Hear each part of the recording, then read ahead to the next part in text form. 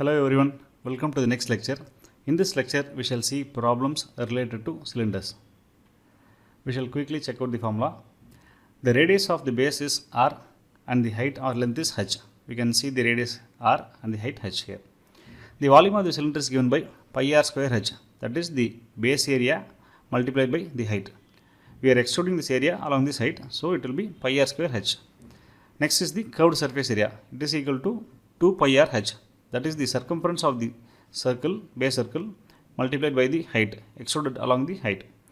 So the curved surface area is 2 pi r h. The total surface area is 2 pi r h plus 2 pi r square. This is nothing but the area of the circular faces on both ends. So it can be written as 2 pi r into h plus r square units. So these are the common formula for cylinders.